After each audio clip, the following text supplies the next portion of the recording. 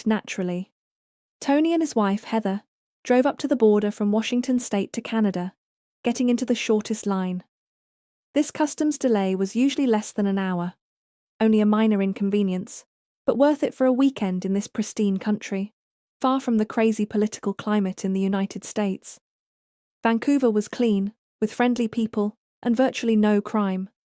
At least none they had ever seen before.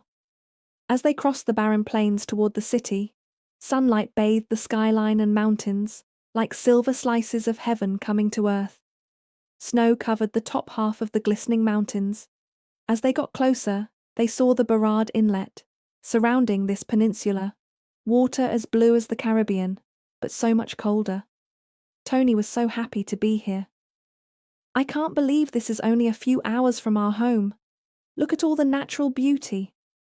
I can't believe you haven't stopped at Tim Horton's for a donut yet."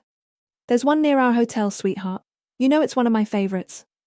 After a tiring day of sightseeing, Stanley Park, the Granville Island Market, and Gastown, Tony and Heather went back to the hotel to freshen up before going out to dinner.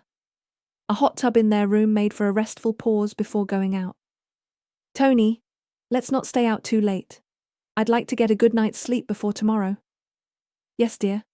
We did too much today, but I made a reservation at a great Italian restaurant." "Perfect. What a wonderful meal, Tony. It reminded me of our trip to Italy." "Yes, sweetheart.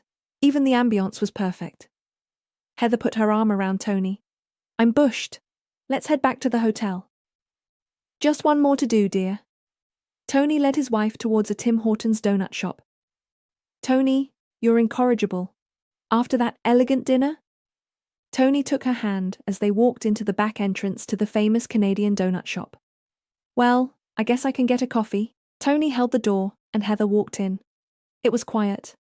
Maybe the store was closing. Then, suddenly, gunshots shocked the couple into fear. They dove under one of the tables and held each other.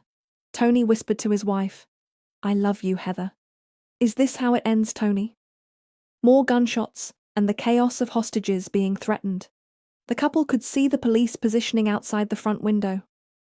"Put down your weapons and come out. You're surrounded." "Move back, or we shoot a hostage," said the gunman. The police threw a tear gas canister into the store as everyone scrambled. Tony and Heather were trapped. "Cut! That's a take. Well done, everyone. That was perfect." Heather realized that this was a movie scene. The tear gas was fake, and the bad guys were high-fiving with the hostages. A producer came over to Tony and Heather. "Are you two all right? How did you get in here?" "We just came in for a donut through the back door." The director came over. "That was great. Would you mind signing a release? Your reactions really added to the scene. We could compensate you at union rates." Tony and Heather smiled. This was an experience. How about a dozen donuts and coffee? Tony and Heather walked back to their hotel. Tony put Heather's hand on his chest. "My heart is still racing. All I want to do is get into the hot tub to calm down and then get to sleep."